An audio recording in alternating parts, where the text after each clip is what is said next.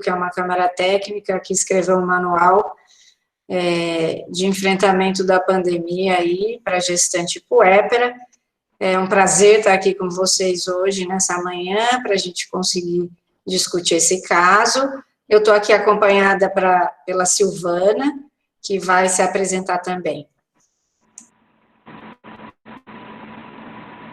Eu sou Silvana Quintana, como a Adriana já falou, sou docente aqui na Faculdade de Medicina de Ribeirão Preto, Universidade de São Paulo, e junto com a Adriana e mais 14 professores, nós fazemos parte desse grupo que vem trabalhando junto ao Ministério na tentativa de elaborar um manual, discutir com os colegas do Brasil inteiro casos clínicos, e tenho falado em todas as reuniões que tem sido um aprendizado muito grande, tanto para nós, como a gente também espera que para vocês.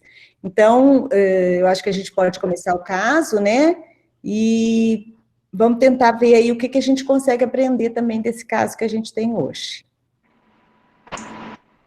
Silvana, você não tinha ouvido, o Billy não vai conseguir compartilhar a tela, eu vou compartilhar então a tela, tá? E aí ele vai apresentar. Eu vou colocar aqui no modo...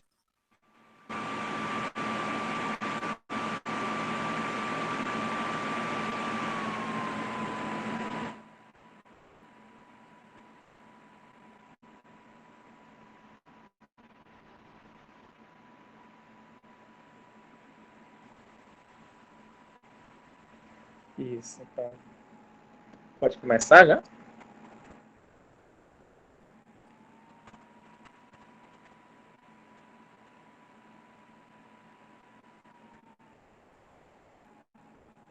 Pode, né? Pode começar. Então, vamos lá, então. Primeiro, agradecer o convite, né, que foi feito para a gente aqui. A gente está um pouquinho distante, estamos no Acre, mas ainda no interior do estado do Acre, na cidade de Cruzeiro do Sul, e a gente tem também acompanhado alguns casos específicos de Covid com gestação, né? Sou o Billy Rodrigues, atualmente trabalho como obstetra na maternidade de Cruzeiro do Sul e também acompanho pelo município pré-natal de alto risco, no município de Mâncio Lima, que é um município próximo também. E acabo atuando também como diretor técnico da maternidade de Cruzeiro do Sul. Então, pode passar o próximo slide. Aí vocês podem observar, essa daí é a nossa maternidade. Essa é a maternidade de referência para o Vale do Juruá. A gente tem uma demanda de em torno de 7 municípios, um deles do estado do Amazonas, e os outros do estado do Acre, eles têm acesso terrestre, mas tem 2 também que têm acesso fluvial, ou de barco ou de avião. Então, a gente tem uma distância em torno de 730 quilômetros da capital do estado do Acre, que é Rio Branco, e a gente aqui, mesmo distante, tem acompanhado alguns casos que têm chamado a atenção. Pode passar o próximo slide. Em algum momento, se vocês quiserem fazer alguma correção ou algum questionamento, a gente pode parar e discutir sem problema algum. Então, o caso é um caso assim, bem, digamos, complexo, como a gente viu em algumas outras oportunidades, embora nós tenhamos, sim, já alguns casos complexos, infelizmente, de óbito materno, de óbito fetal. Esse caso eu tentei trazer um pouco mais específico para a região amazônica. Ele envolve uma paciente gestante, indígena, de 33 anos, procedente de um município distante, chamado Chafugo. Então, ela foi regulada de PED via transporte aéreo. A paciente gesta 10, 7 partos normais, 2 perdas e uma idade gestacional de 41 semanas pela DUM. Né? O paciente tinha um quadro de fraqueza, palidez, edema nos membros inferiores e o diagnóstico de pós-datismo pela DUM. Isso a gente sofre bastante porque as pacientes que chegam para a nossa maternidade de alto risco, muitas vezes elas vêm, às vezes, com a DUM que não é confiável e sem um exame de ultrassonografia, que seria o ideal de primeiro trimestre. Então, isso foi aquelas situações que a gente acaba sofrendo, principalmente nas tomadas de decisão. Toda paciente que vai fazer o TFD aéreo, ela faz um teste rápido para a COVID.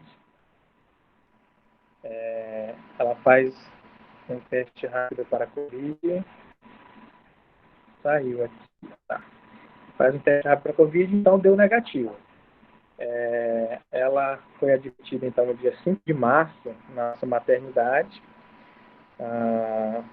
Pesos 48 quilos, IMC de 21, norma densa, frequência cardíaca 54, frequência respiratória de 20, incursões, saturando 99%. O que chamou a atenção é que realmente a paciente estava muito hipocorada, então 3 cruzes em 4, fita de 28 centímetros, sem contrações, mas assim, com fraqueza, com mal-estar e bastante hipocorada. Tem uma antecedente de tabagismo e o esposo portador do vírus da hepatite B. Pode passar o próximo slide.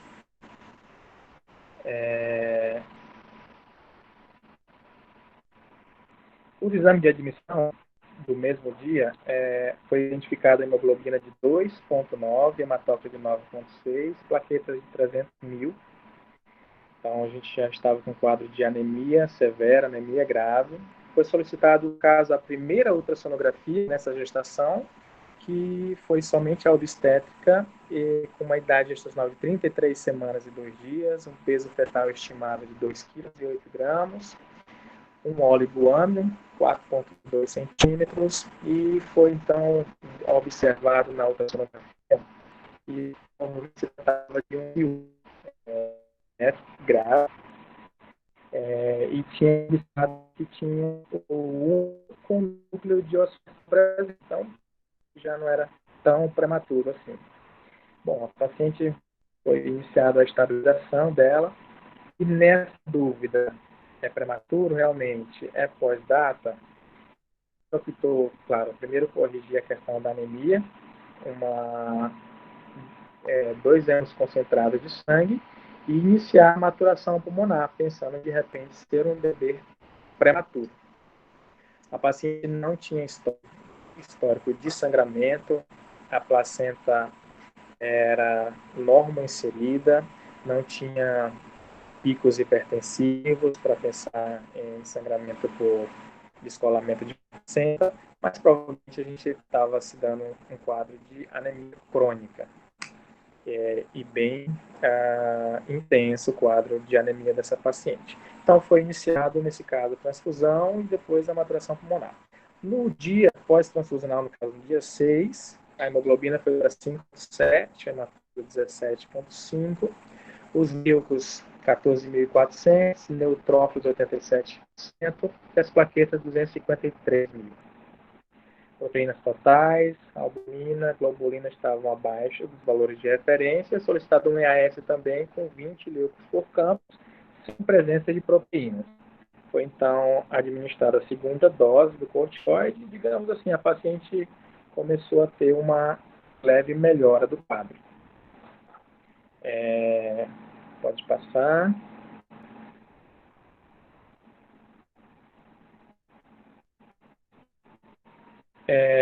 Já depois, no outro dia de internação, no dia 7, a gente já com esse diagnóstico de anemia severa, desnutrição materna, um oligohidrâmio, restrição de crescimento e uma prematuridade a esclarecer, a paciente começou a apresentar picos hipertensivos, né?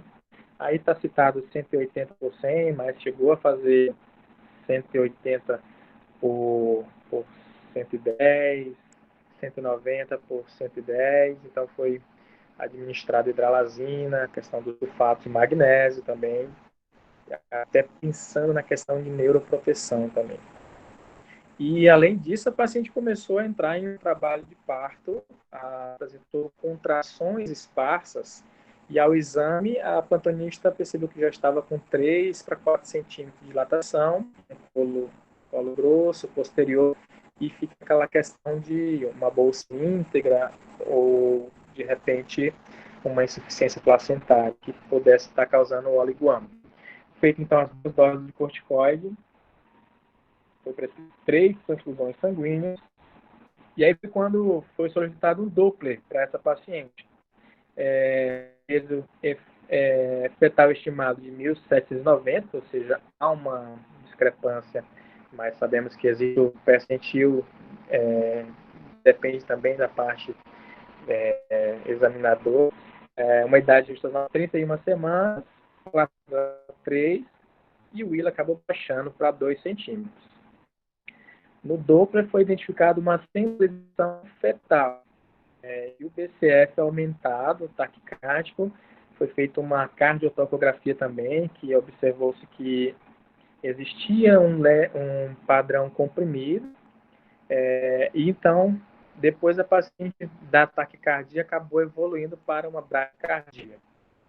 A médica plantonista indicou uma cesariana de urgência, e nasceu realmente um bebê feminino, Apgar 9, peso de 1.750 gramas e uma idade mesmo calculada pelo pediatra de 41 semanas. Então, realmente, um ciclo grave, PIG, que é essa paciente, e ela tinha realmente uma DUM confiável. Pode passar. Então, evoluiu bem no primeiro dia. No segundo dia pós-operatório, a paciente, já em enfermaria, começou a evoluir com dores abdominais, saturando 99%, frequência cardíaca de 70%, pressão 110 por 70, a temperatura 36,8, e aí começou a ficar hipocorada novamente, bem hipocorada, com dores abdominais. Foi solicitada uma ultrassonografia endovaginal de controle, um útero de 500 centímetros cúbicos, mas com aspecto puerperal, um eco de 21, e foi identificada hemorragia intraabdominal a esclarecer. Depois, então, a gente ficou nessa questão da dúvida. Será que poderia ser uma deiscência de estrutura, ou, de repente, um quadro que pudesse estar tendo um CIVD, que a paciente começasse a ter uma hemorragia interna? Então, nesse caso, a gente ficou em um quadro de bastante dúvidas. Então, a gente teve que montar uma equipe médica para discutir a melhor conduta para essa paciente. Então, reunimos o médico da ultrassonografia que fez, reunimos o médico anestesista, a parte obstétrica, e a gente, por perceber que ela já tinha uma anemia crônica e não ter sinais de abdômen agudo, a gente foi melhor observar um pouco,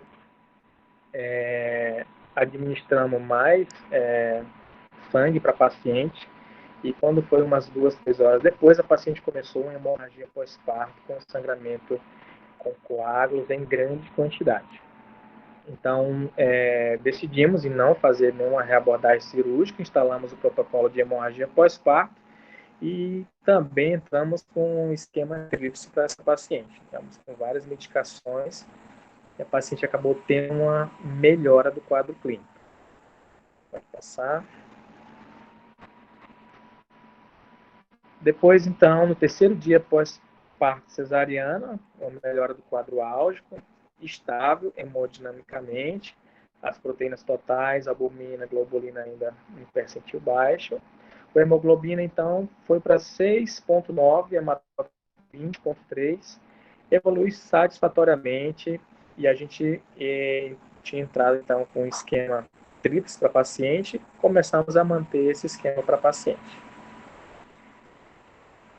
No dia 12, então, 8º dia de internação, 5º dia pós-parto cesárea, a paciente em enfermaria começou a apresentar uma tosse seca, insidiosa, apenas uma tosse seca que, de repente, causava uma dor também na área da cicatriz cirúrgica.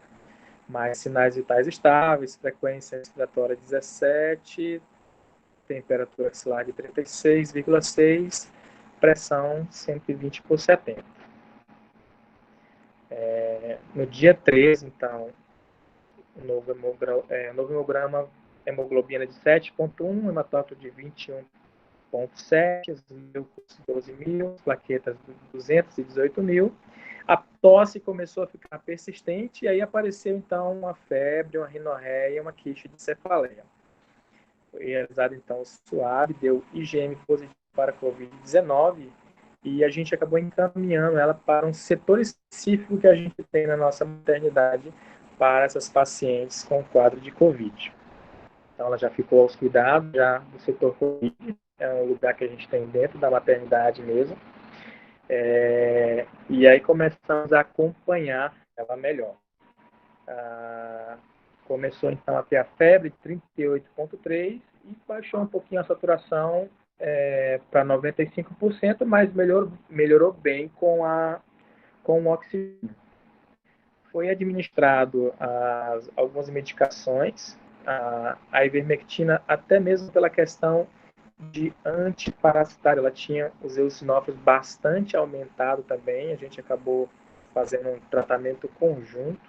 A azitromicina também foi iniciada e a gente acabou optando pela nebulização com bicarbonato de sódio. Aqui na Universidade Federal do Acre, em Rio Branco, houve um estudo no pronto-socorro, onde percebeu-se que com bicarbonato alguns pacientes tiveram uma melhora e felizmente a gente teve sim uma boa melhora também nesse caso com a nossa paciente. Pode passar. Depois, então, melhorou o quadro abdominal, melhorou a tosse. Em nenhum momento a paciente ficou distante do bebê, ficou com a amamentação materna exclusiva, ficou no leito com o bebê com boa pega, com boa sucção, mas a paciente persistia ainda com a febre. Mantinha uma boa saturação em ar ambiente e o bebê também acabou tendo Covid. Através do SUAB foi identificado que o RN também estava com Covid. E aí o bebê ficou aos cuidados do pediatra. Pode passar. Depois, então, dia 16, aí a paciente começou a ter uma ausculta já com crepitação em base, à esquerda. Foi feito um raio-x com presença de infiltrado, uma leve condensação na base esquerda, então acrescentou também o diagnóstico da pneumonia adquirida, no caso, a pneumonia hospitalar, essa paciente, com a questão do Covid também. Manteve, felizmente, uma boa saturação e de um dedímero de controle. Fez 1830, PCR 6, e a gente acabou iniciando com a enoxaparina para essa paciente. O RN seguiu bem, assintomático, aos cuidados da pediatria. Próximo. Já no dia 20, então, a gente pediu novos exames, hemoglobina de 8,8, os leucos 5.200, eosinófilos bastante aumentado. O dedímero, então, foi para 2.190, o LDH de 1.357, ureia de 25, creatinina de 0,6, TGO 37, TGP 10, pesquisa de malária negativo. Né? Aqui, só criando um adendo, a gente, aqui na região amazônica, a gente sofre muito com relação a isso. Patrícia Nayara levantou a mão. Quer comentar alguma coisa?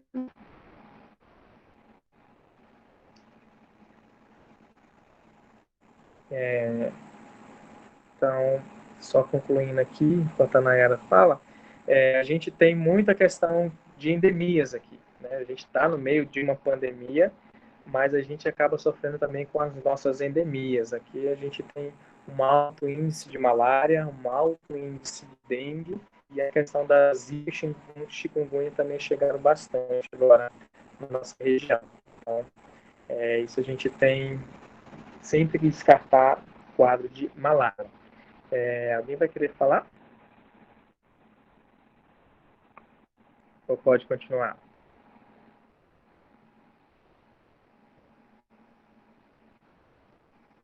Ah, tá. Tudo bem, então. Vamos continuar.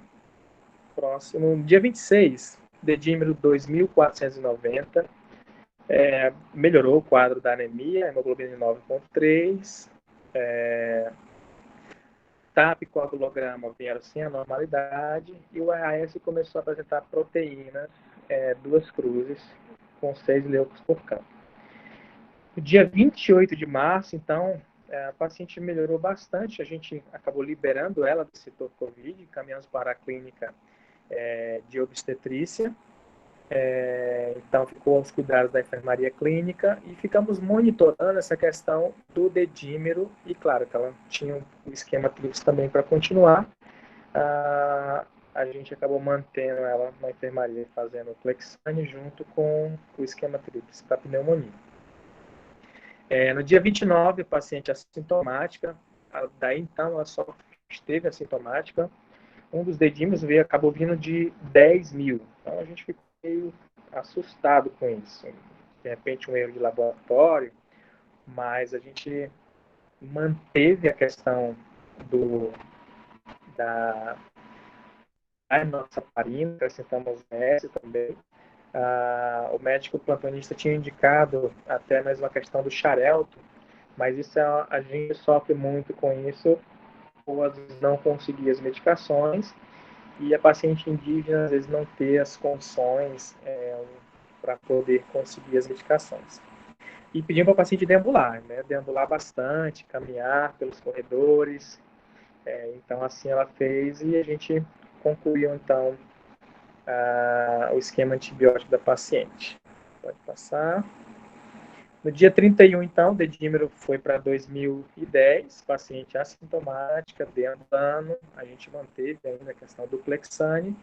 E no dia 4/4, a paciente recebe alta hospitalar, o bebê bem, com a saturação de 8%, ar ambiente, frequência respiratória 16, normotensa, afebril. Então, a gente segurou um bom tempo essa paciente, mas questiona-se muito a questão do dedímero, né? E realmente ele não deve ser um fator que vai determinar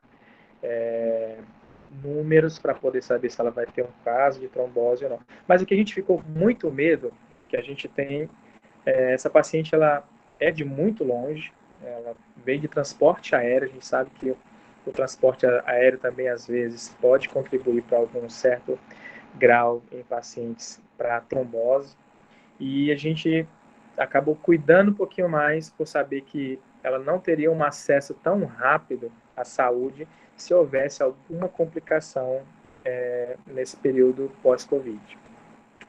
Paciente debilitada, então foi um quadro que a gente talvez poderia ter liberado mais cedo. Sim, poderia ter liberado para ficar em acompanhamento, fazer umas consultas semanais, mas a gente acabou segurando mais essa paciente. A paciente chegou bastante debilitada.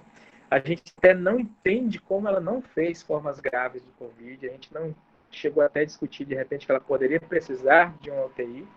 E ela, assim, digamos, teve uma sorte muito grande de desenvolver a forma leve de Covid. Então, foi um caso bem simples, que entra bastante questionamentos, e a questão mesmo da forma atípica que a gente tem que se adaptar no meio da Amazônia. O acesso ainda, infelizmente, é um quadro que prejudica muito, e a gente, o médico, para liberar, a gente acaba tendo que contar isso também, sabendo que essa paciente não teria condições de voltar se houvesse alguma intercorrência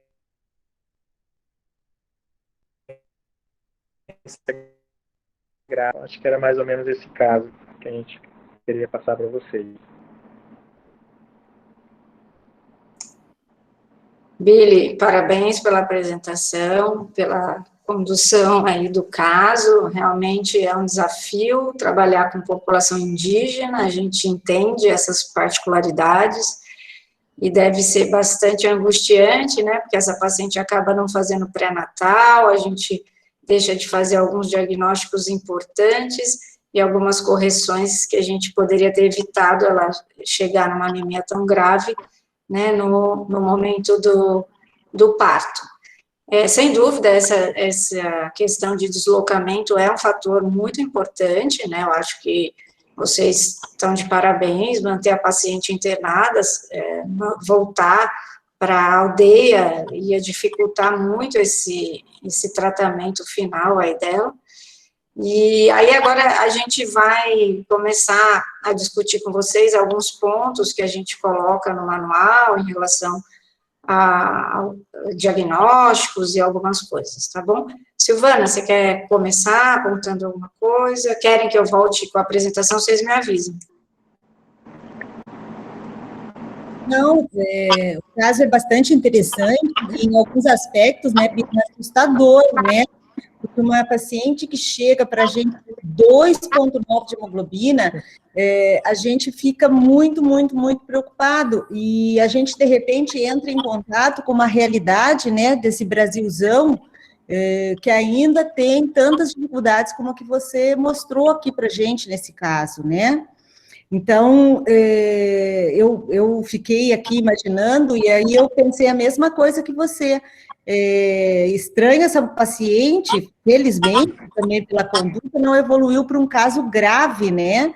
Porque uma paciente muito debilitada, muito consumida, eu imagino, né? A gente não viu a paciente, mas pelo estado dos exames, a gente observa isso. Eu fiquei com algumas dúvidas que eu acho que a gente pode perguntar para você, e aí a Adriana também vai falando, que é o seguinte: quando essa paciente chegou, é rotina do serviço fazer o teste COVID para todas? Então, não, na verdade, como ela veio de TFD, então todo o transporte aéreo, lá mesmo ela tem que fazer antes de entrar no avião, porque se der positivo, aí entra todo o cuidado da questão do transporte, a equipe de transporte para pacientes com Covid. Tá. Então, todo paciente aéreo, sim, faz o exame. Já na maternidade, a gente faz quando a paciente acaba entrando com sintomas para Covid. Então, é nesses casos que a gente acaba entrando. Infelizmente, a gente não faz para todas as pacientes. Eu vi um relato de um colega que acaba fazendo em todas as pacientes que vão para parto normal, em todas as pacientes que vão para cesariana. Achei isso fascinante, fabuloso. Deu até uma inveja boa, mas infelizmente a gente não tem ainda essa capacidade ainda. Então, todo paciente TFD que vai o SAMU buscar, realmente ela tem que fazer esse teste rápido para saber como vai ser o transporte dessa paciente, desde o transporte aéreo até a chegada na maternidade. E pelo que eu entendo também, Billy, o fluxo está bem estabelecido. Vocês são a referência para os casos de gestação de alto risco, é isso? Exato. E são também a referência para o COVID? Sim. Na verdade, tem um hospital específico, que é o Hospital de Campanha do Juruá. São 2 hospitais diferentes. Então, isso é um dos grandes problemas que a gente tem. Infelizmente, a nossa maternidade ela não dispõe de UTI. Então, normalmente, essas pacientes já com gestação acabam, em casos leves, indo para a maternidade. Em casos mais complexos, acabam indo para o hospital de campanha, que é o Hospital do Juruá. E aí a gente fica nisso porque, muitas vezes, a gente tem que estar na maternidade, vendo uma paciente que entrou de uma forma leve, acabou evoluindo para uma forma grave, seja durante a gestação, seja após o parto, e aí a gente tem que transportar essa paciente para a UTI. E depois essa paciente acaba tendo a contrarreferência de voltar para a maternidade depois. Então, o fato de a gente não ter uma UTI, a gente acaba tendo esses 2 pontos de referência, que é o Hospital Regional do Juruá e a maternidade. Entendi. E o teste que ela fez para prévio ao transporte foi o PCR, foi antígeno? Lá ela fez o teste rápido. E com a gente ela fez o antígeno. Tá, por isso que você fala do IgM positivo, Exato, né? Exato. Então tá. Mais alguma coisa, Adriana? Não, essa dúvida do diagnóstico, né? Então, assim, a nossa recomendação, Billy, no manual, inclusive, é que todas as pacientes que internem para parto sejam testadas. Eu sei que existe a dificuldade de testagem, né, nos locais, mas esse seria a maneira mais fiel da gente ter certeza que a paciente realmente foi contaminada intra-hospitalar, porque daí, se você tem uma testagem de PCR, RT-PCR negativa, e depois positiva, depois de alguns dias, provavelmente adquiriu a doença intra-hospitalar. Mas a gente podia estar diante de uma paciente assintomática também, né? Por isso a importância da testagem na entrada, porque ela podia ser uma assintomática que, com o estresse operatório, acabou desencadeando a doença, né? Mas, sem dúvida, essa paciente é de espantar, não sei como, ela chegou andando com 2,9 de HB, minha curiosidade. Caminhando tranquilamente, só a Meu única Deus. coisa que o irmão dela falou é que ela estava diferente, porque ela estava meio triste, só isso. Mas... Triste, meu Deus, ela tinha uma hemoglobina para cá, outra para lá, só. Bom, então, assim, vocês chegaram a fazer algum levantamento em relação a essa possível contaminação intra-hospitalar? O que vocês discutiram em relação a isso, né? Como que é esse cuidado intra-hospitalar para evitar? Então, talvez, até mesmo em função de a gente não fazer esses testes rápidos para os pacientes que vão ganhando, a gente tem percebido que, às vezes, a paciente começa a apresentar sintomas quando faz a raquianestesia. Então, depois que ela está ali no puerpério imediato, ali parece que desperta alguns sintomas e a gente acaba observando. Outras acabam apresentando sintomas já na enfermaria. Então, às vezes, pode ser, digamos, um fato de contaminação. Mas, especificamente, saber aonde ela teve esse contato, a gente se perde um pouco nisso, por a gente não testar tanto esses casos. Mas quando vocês começam com essa paciente internada, vamos supor, no pós-operatório imediato, ela começou com algum sintoma, vocês já isolam ela das outras pacientes e já, nesse caso, já testam? Exato, já testa e já isola. A paciente para o setor COVID já. Qualquer sintoma a gente já não coloca na enfermaria normal, a gente já encaminha para o setor específico já, até elucidar o diagnóstico. Quando realmente descartar se foi alguma alteração por conta da morfina ou alguma questão de alguma medicação, às vezes tem DEG que faz captopril, dá aquela tosse, então aí a gente descartou, a gente volta a paciente para o Alcon. Não, então, isso que é a recomendação mesmo, né? Independente se você tem testagem ou não, a partir do momento que você identifica qualquer sintoma gripal numa paciente, ela deve ser isolada das demais para você não correr o risco de uma contaminação maior, né? Então, o fluxo de vocês está bem estabelecido e é isso que a gente recomenda, né? E sempre também insistir no fluxo de que todas as pacientes, em todos os momentos, devem ser questionadas sobre sintomas, tipo, você teve gripe, tosse, coriza nos últimos dias, porque a gente se depara em alguns momentos que a paciente não refere e depois um outro profissional que vai conversar com ela pergunta e ela confirma, né? Então, esses cuidados que a gente precisa ter para evitar o risco de contaminação interna, né? Ok? Uma outra coisa que é importante, também acho que o pessoal também está aqui perguntando, essa decisão dos medicamentos, né, que foram iniciados para paciente. Ficou muito baixo. O volume está baixo? O volume está baixo da voz de alguém? Sim, bem baixo. Quase não dá de ouvir o áudio. Mas todo mundo está com essa dificuldade, porque eu estou escutando bem tanto a Adriana quanto o Billy. Para mim também está normal o áudio. Quem é que está com dificuldade no áudio? É só a Ruth? Está normal, normalizou, obrigada. Tá bom. Então, Billy, porque assim, por exemplo, ivermectina, tinha uma pneumonia, vocês entraram só com a azitromicina, né? E tem uma coisa que eu não entendi, a colega até está perguntando se é nebulização com bicarbonato de sódio. Então, assim, eu queria que você me contasse um pouco se esse é o protocolo, porque não é o protocolo do Ministério, não é o protocolo que nós recomendamos no nosso manual, tá? Então, foi um estudo que saiu pela Universidade Federal do Acre, né? E percebeu-se que tinha dado bons resultados lá nos pacientes internados. Então, uma das doutoras, ela acabou fazendo esse método de nebulizações com bicarbonato de sódio, orientado, monitorado pela equipe, e assim acabou melhorando o quadro respiratório dela, a saturação que ela tinha em ar ambiente. Não houve necessidade de oxigenoterapia, então acabou ajudando também nesse caso.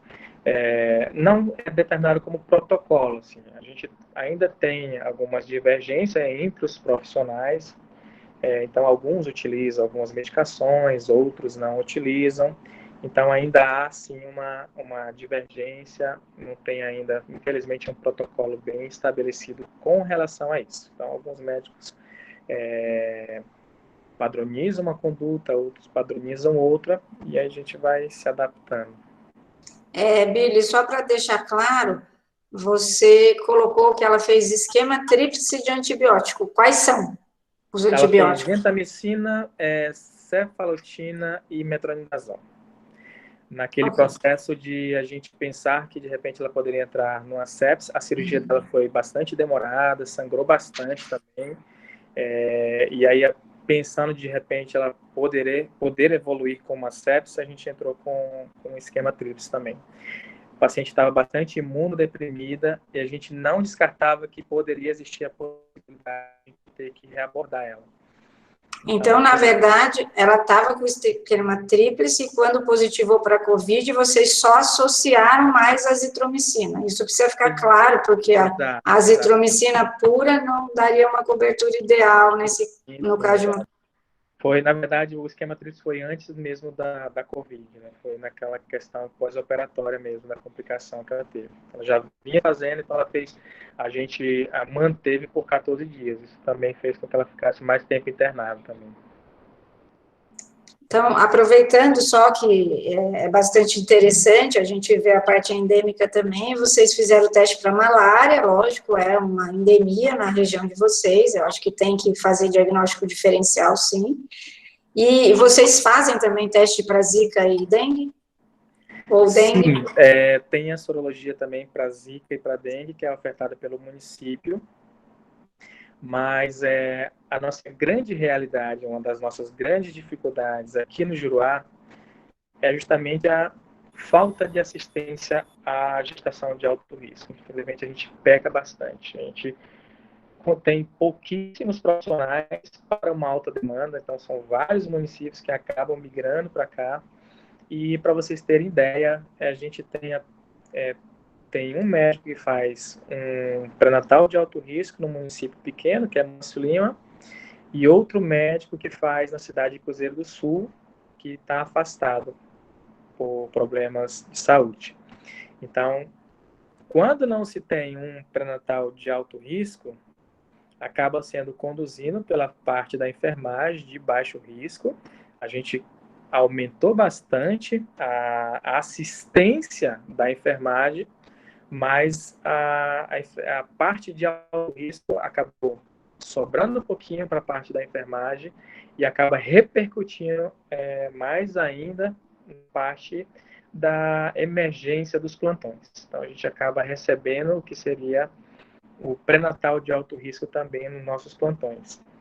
E isso, sim, infelizmente, a gente tem percebido que os pré-natais mal conduzidos, mal monitorados, nessa parte de complicações obstétricas, têm sido as pacientes que têm mais tido complicações na parte do Covid. Infelizmente, a gente tem tido alguns casos graves, delicados mesmo, quando você vai ver o histórico, são consultas pré-natais insuficientes, quadros de anemia que vem desde o início da gestação, que não foram tratadas, não foram monitoradas, a questão dos exames de ultrassonografias, que a gente realmente é o que a gente mais sofre na questão de tomada de decisões. Às vezes a DUN não é confiável e aí não tem nenhum exame de primeiro trimestre. Então, isso a gente sofre muito nas tomadas de decisões nesses casos. Ok. Eu fiquei com uma dúvida, que essa paciente ficou com o diagnóstico estabelecido no 13º dia, não era? Não, no dia 13, de Covid. E vocês liberaram ela do isolamento no dia 20, quer dizer, 7 dias depois? Eu fiquei com essa dúvida. Ela ficou, sim, depois, acho que ela ficou mais dias, Porque pela apresentação, ó, você confirma no dia 13 que ela tem Covid e encaminha para a enfermaria. E no dia 28, eu que me confundi. No dia 28 ela vai para a enfermaria. A gente esperou realmente completar o período. Eu creio que dá em torno de 14 dias, não? Sim, deu exatamente 14 dias. Exato. Poderia ter liberado, mas justamente era aquela situação atípica desse caso. Mas acabou ficando bastante tempo lá, fez amizade com todo mundo, o paciente. E doido para ir para casa, todo dia queria ir para casa, todo dia, mas a gente acabou abraçando um pouquinho essa paciente. Mas é importante, né? Eu imagino a angústia dela, porque ela tinha mais 7 filhos em casa, não era isso? Exato. Então, é difícil também ficar longe de casa. Eu queria que vocês falassem, de repente, alguma coisa sobre essa questão do dedímero também. A gente está tendo uma dedímerofobia muito grande. Eu não sei como é que está sendo aí, mas aqui está uma coisa, assim, surreal. Os pacientes estão indo na UBS, pegando Covid, elas fazem o pós-Covid com o dedímero, percebe que está aumentado, e a enfermagem já manda direto para a maternidade, às vezes com uma orientação de que tem que internar para fazer o Clexane, e isso gera uma cultura que acaba ficando um pouco enraizada, e a paciente fica bastante preocupada. Até você reverter isso, tem sido difícil, né? Então, os pacientes têm procurado muito por conta somente do dedímero. Eu vou deixar a Silvana responder e eu vou pegar a apresentação do nosso manual, onde fala da necessidade de solicitação de exames e como é esse acompanhamento para tratamento, etc. Eu vou projetar aqui, mas a Silvana vai falando. Enquanto isso, eu estou procurando aqui a apresentação. Pili, isso que você falou é pura verdade, né? É uma dedímerofobia mesmo, tá? Então, assim, primeiro, a gente não recomenda que pacientes ou assintomáticas ou com sintomatologia leve, uma síndrome gripal, sejam aferidos o dedímero, tá? Porque, primeiro, que dedímero eleva na gravidez. Então, ele não é um bom parâmetro. E, segundo, que mesmo no paciente que é moderado ou grave, que aí nós recomendamos que seja feito, esse dedímero não é para ficar seriando, certo? Porque ele tem grande variação ao longo dessa evolução da paciente. Então, por exemplo, como você mostrou, estava 10 mil, aí todo mundo ficou em pânico. Aí, depois, no dia seguinte, dá 2 mil, tá? É erro de laboratório? Não, essas variações, elas podem acontecer muito. Então, por exemplo, aqui no nosso serviço, eu acredito que na Unicamp também, a paciente que é moderada ou grave, ela faz na internação e depois, normalmente, nós vamos repetir na alta da paciente, tá? E casos moderados e graves, elas vão ser heparinizadas independente do dedímero. E o dedímero, ele não indica passar para heparinização plena. Ele mantém a heparinização profilática. Então, nós realmente precisamos, eu acho que aí o apelo a vocês, né, nós temos um documento do Ministério, né, que pode ter sugestões, ele está aberto, por exemplo, agora nós estamos fazendo já a primeira revisão, né, com o que a gente aprendeu, porque nós estamos aprendendo demais nessas discussões, e nós já fizemos modificações que muitas, inclusive, surgiram aqui nas nossas discussões. Então, o meu apelo a vocês, em todo esse Brasil que nós vamos discutindo, é que vocês tenham um documento para se embasar nessas condutas, né, que é o que a Adriana vai falar. Então, o dedímero, gente, ele não tem ajudado muito, ao contrário, ele tem mais atrapalhado porque ele gera um pânico, certo? Uma dimerofobia, que você falou, certo? E um monte de intervenção que, na realidade, não tem nenhuma evidência científica que realmente seja colaborativa ou melhore a paciente, tá? Então, olha, eu só estou projetando aqui para reforçar o que a Silvana já falou, a nossa orientação, isso aqui é uma foto do que está no manual, na página 40, para facilitar, eu sei que o manual é longo, mas só para vocês verem, quando a gente classifica essa gestante como doença leve, como você falou, a paciente vai na UBS e colhe dedímero, não, uma doença leve não tem indicação de colher nenhum exame laboratorial.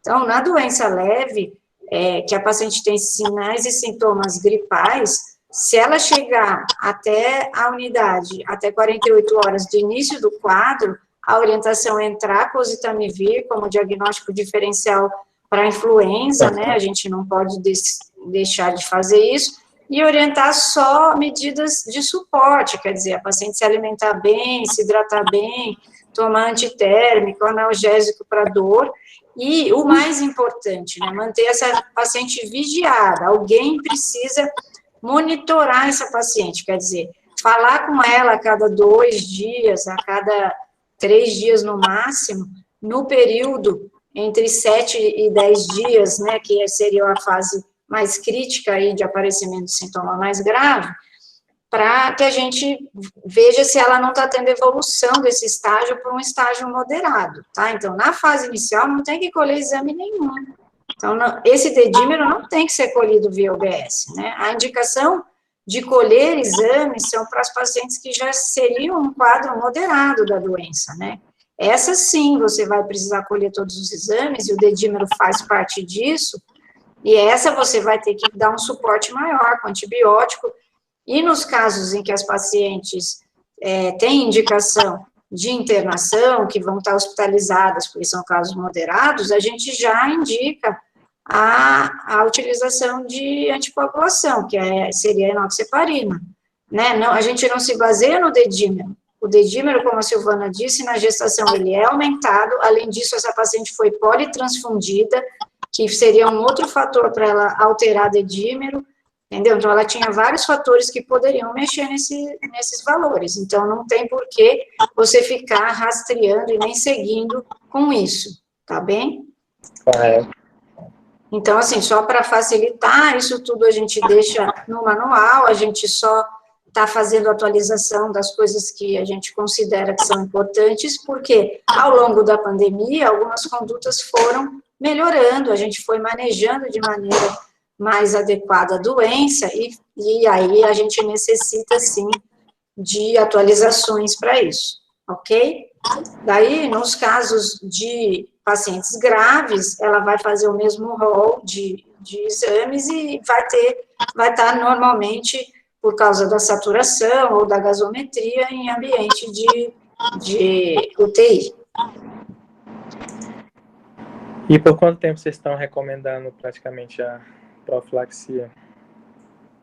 Você fala da anticoagulação? Sim. Então, quer falar, Silvana? No manual, Billy, nós evitamos, porque existem protocolos diferentes entre Unicamp, USP Ribeirão, USP São Paulo. Então, a nossa recomendação no manual é que você faça a manutenção da heparina profilática. Nós estamos falando daquela paciente profilática. Se ela for terapêutica, bem estabelecido, tá? Mas na profilática, por exemplo, o Ribeirão mantém 10 a 14 dias, tá? A USP São Paulo mantém um pouco mais. Então, a nossa recomendação foi que cada caso fosse individualizado de acordo com a gravidade que a paciente desenvolveu, o fato de que ela é puérpera ou se mantém gestante, porque às vezes você resolve a gestação, né? Às vezes não, certo? Então, individualize. Mas a gente tem recomendado, no mínimo, 7 a 14 dias de heparinização profilática, tá? A Unicamp também. A gente tem mantido de 7 a 14 dias, e essa paciente específica, Billy, ela, além do COVID, de ser puérpera, ela foi uma politransfundida, então ela já teria indicação de ficar anticoagulada, né? Então, pelo menos esses 14 dias aí. Exato. gente tem feito em torno de 10 dias, normalmente, os outros pacientes com profilaxia. Exato. Está indo bem. Silvana, você quer que projete mais alguma coisa aqui da aula? Que a gente...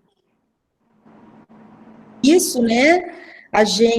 Eu acho que o Bini colocou muito bem ainda, apesar deles estarem bem organizados, né, até no transporte da paciente, o isolamento dentro da unidade deles, e eles acharam uma solução pelo fato de não terem UTI, né? Então, eu acredito, né, Biri, que essa transferência também vocês tenham tido problema, é isso? Não, a gente tem um bom fluxo, a questão de quando a gente precisa da vaga, a gente consegue regular, encaminha, e assim, a gente já teve 2 episódios eu mesmo fiz um parto na UTI, realmente uma paciente que estava já em um quadro bem grave, já afundando, já com uma diálise, já insuficiência renal, e aí foi discutido, a gente montou uma equipe, e a paciente começou a entrar em trabalho de parto com 28 semanas. Então, eu acabei assistindo esse parto dentro da UTI, nasceu praticamente empelicado o bebê. Infelizmente, o bebê, umas 8 horas depois, acabou indo a óbito. E a mãe, ela recuperou bem, acho que até essa semana passada agora recebeu alta. Então, a mãe, infelizmente, conseguiu sair bem nesse caso. E outra situação foi a semana passada agora, uma paciente que estava na maternidade, foi transferida para a UTI e a médica obstétrica foi acionada, ela tinha uma cesárea anterior e houve uma ruptura uterina. Então ela acabou fazendo, ficou naquela questão. A paciente entubada, ela precisa ter uma obstetra do lado, porque às vezes existem coisas que acontecem que a paciente não vai demonstrar, ela vai estar sedada, vai estar entubada, droga vasoativa. Então, ficou essa questão, vai induzir, a gente sabe que o parto normal seria uma melhor indicação comparado com a cesariana, mas nesse caso a médica avaliou, né, tinha o sinal de Band-Frommel, e aí ela optou pela cesariana, na UTI mesmo, e quando abriu tinha uma ruptura uterina, uma cicatriz anterior de cesárea dela, bastante sangue na cavidade, bebê em óbito, e a paciente, talvez ela estivesse arruinando mais por conta dessa hemorragia interna. Foi tanto que depois da cesariana ela começou a apresentar melhora do quadro clínico. Então, por isso que é importante a questão do obstetra também dentro da avaliação no Hospital do Juruá. Então, a gente tem um pouco de dificuldade de fluxo ainda, estamos sentando para conversar, mas agora eles perceberam que realmente a presença do obstetra é bastante importante lá. A gente está com um caso delicado agora mesmo, uma paciente de um município também de TFD, paciente de síndrome de Down, com uma gestação em torno de 17 semanas, vítima de violência sexual, com uma forma de Covid moderada, encaminhada e agora partindo para uma forma de Covid grave. Então, ela está praticamente na semi-intensiva, e ela está começando a apresentar alguns sinais de gravidade, então a gente já discute até mesmo a possibilidade de uma transferência para a UTI. Mas essa paciente já está no hospital de campanha e o obstetra está indo lá fazer a avaliação. Está em uso de oxigenoterapia. Então a gente tem alguns casos bem delicados, já passando por algumas situações bem delicadas nesse sentido, mas a gente está formando uma parceria. O importante é isso, a gente tenta não tomar uma decisão sozinho. A gente está sentando, conversando com o intensivista, conversando com o clínico geral, conversando com o médico da ultrassonografia, conversando com o radiologista. Então, acho que isso a gente acaba contribuindo, porque a gente está aprendendo muita coisa aqui também.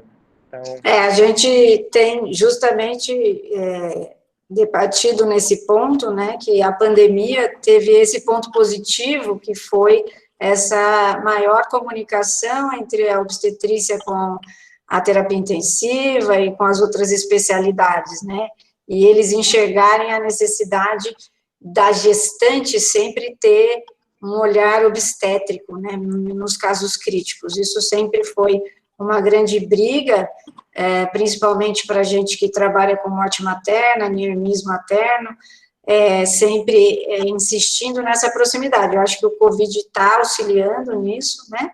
Mas o que você falou é de extrema importância, não dá para ter uma visão unilateral nesses casos, né? Precisa de uma discussão multidisciplinar, né?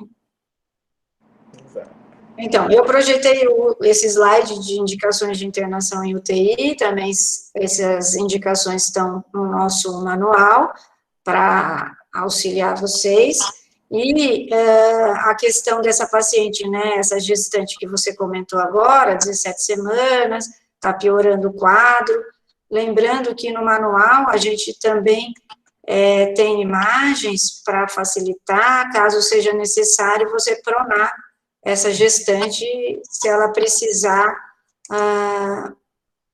ser de uma melhora de oxigenação e você manter a gestação, entendeu? Então, assim, todos esses detalhes a gente tenta deixar claro no nosso manual de recomendações.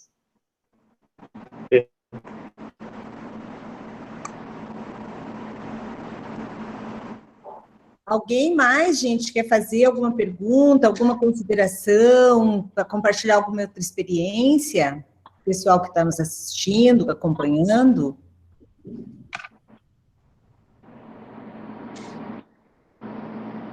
Eu posso interromper a projeção, ou vocês querem que fale mais alguma, que projete mais alguma coisa, Sil? Faltou alguma coisa? Não, acho que é isso mesmo.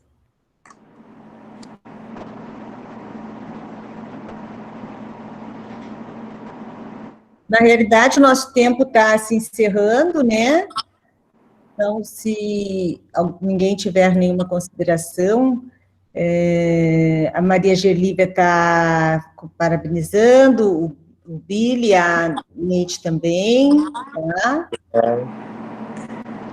Eu que agradeço esse convite, foi muito enriquecedor a gente trocar essas experiências, e a gente vê que a gente está assim, numa realidade difícil de lidar, se tratar com perdas, ainda mais na parte obstétrica, que às vezes envolve perdas do binômio, perda da mãe, perda do bebê, e numa doença que a gente está aprendendo.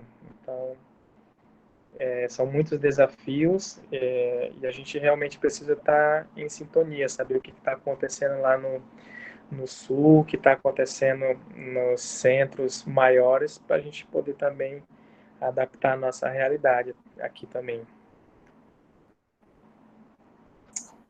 Na verdade, Billy, essa foi até uma das coisas que deixou esse grupo que participou do manual bastante contente, a gente está podendo participar com todos os estados e diferentes realidades, esses momentos, né, de angústia, porque a angústia é para você e também é para a gente quando chega um caso complicado, né? A angústia é para todos, né? A gente sempre quer o melhor desfecho para o binômio materno fetal. Então, as angústias são as mesmas, que as dificuldades, ou o manejo, ou o fluxo, às vezes muda de um lugar para outro. Então, para a gente tentar homogeneizar isso, é que surgiu a ideia da gente escrever esse manual, né? Porque assim todo mundo consegue ter acesso às evidências, porque a gente fez questão de deixar claro no manual as condutas que têm evidências mesmo, né? E, sem dúvida nenhuma, a gente vai ter que atualizar várias vezes ainda esse manual, né, Silvana? Porque todo dia tem coisa nova. Inclusive, na versão nova, a gente está pondo a parte de vacina, que não tinha na primeira versão, porque hoje já estamos em outra fase, né? Então, a gente gostaria que as pessoas que têm dúvida procurassem o manual como uma referência, né? É importante ter um marco de referência. Lógico que tudo você tem que adaptar à sua realidade local, mas precisa ter uma referência, né? Então, essa a nossa intenção. Inclusive, pessoal, a Karen colocou o link do manual aqui no chat, E, além do link do manual, a OPAS e o Ministério, eles promoveram um vídeo-aulas. Nós gravamos vídeo-aulas de forma bem resumida da mensagem principal de cada capítulo. Então, a Adriana fala de pré-natal, fala de fluxo, eu falo de tratamento. Então, assim, às vezes a gente fala, putz, mas esse manual é muito grande. Não, entendeu? A gente tem, além do manual, tem as videoaulas. E aí é interessante, porque quem fica numa dúvida, não, mas espera lá, não entendi bem o que a Silvana falou. Vai lá no capítulo e aí direciona o que está buscando. Então, a Karen colocou aqui tanto o material das videoaulas, está no YouTube, acesso super fácil, quanto o link para baixar o manual, tá? Eu sempre sugiro em nossas reuniões que, em geral, os locais têm suas sociedades brasileiras, suas sociedades regionais de GO, né, que são ligadas à FEBRASGO, por exemplo, que peçam para colocar no site das sociedades, tá? Porque aí é um acesso fácil para todos os usuários, né, todos os médicos que, às vezes, querem ver, querem assistir, deixem isso disponível. É um produto do Ministério, não é da Silvana, não é da Adriana, é do Ministério, tá? É isso, gente. Então, agradecemos muito, né, essa participação. Eu falo que é sempre um aprendizado, que a gente que está dentro da academia tem algumas facilidades, que eu me sinto sempre na obrigação de, junto com vocês, evoluir, aprender e trazer, né, a possibilidade de uma discussão onde todo mundo ganha, né, e que o nosso objetivo aqui é reduzir morte materna, né.